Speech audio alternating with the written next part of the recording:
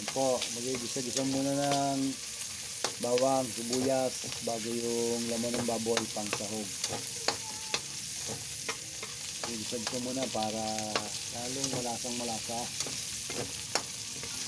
Bago lalagyan ng konting alamang.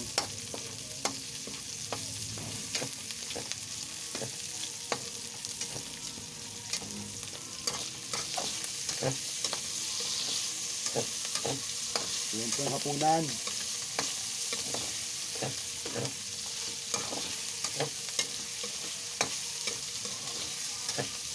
Yan. Hinalo na yung laman ng baboy sa sibuyas at saka bawang. Halo-halo lang. Bago lalagyan ng konting alamang. Op. Yan. Para lalong malasa.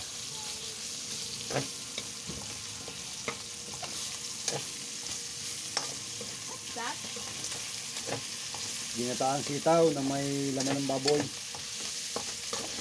Saka konting alamang.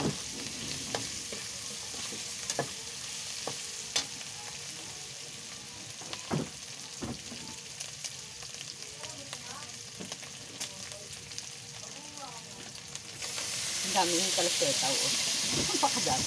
Ay, hindi ko dahil saman lahat. Ano, 40 pesos eh. Bukas na yan. Tuyo, sa tuyo na sitaw. Ang dami. Hindi na nauubos yan.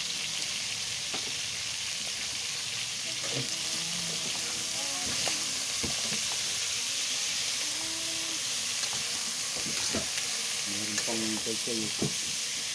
Meron pa kamang isda. Kaya nga, may pechay isda pa. Ang batang pang ano. Ito na rin.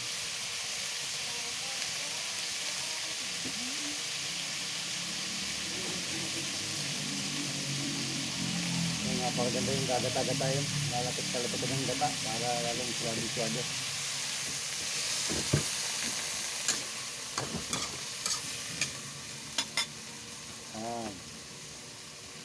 Hapunan na ang amoy. Konting paminta.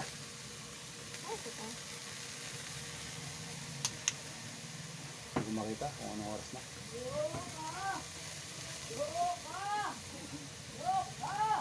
Aga pa. Ito yun.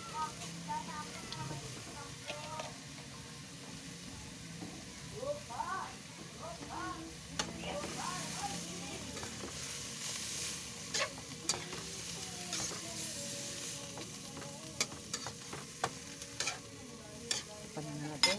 And then around and go out. Cut mo na ng konti at para mabilis-bilis maluto ang sitaw.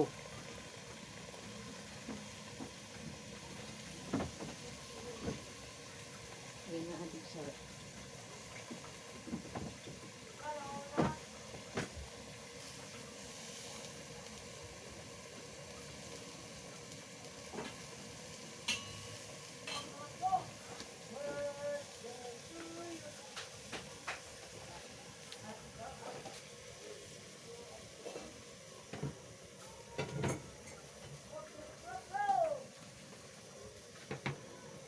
Siyempre na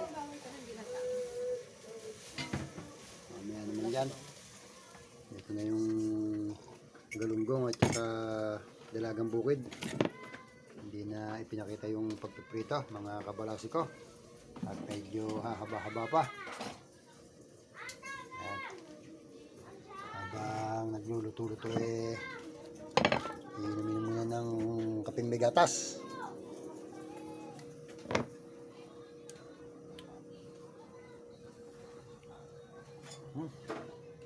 Sarap. Ngayon yung ulam namin kanina, hindi masyadong naubos. Hindi pa naubos, oh.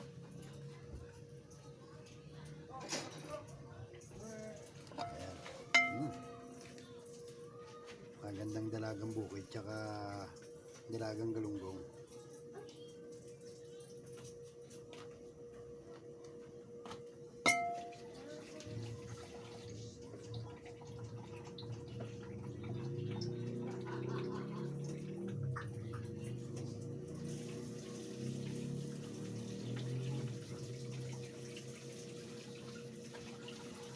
Okay, hanggang dito na lang muna ulit. Mamaya-maya na pagka malambot na ang sitaw.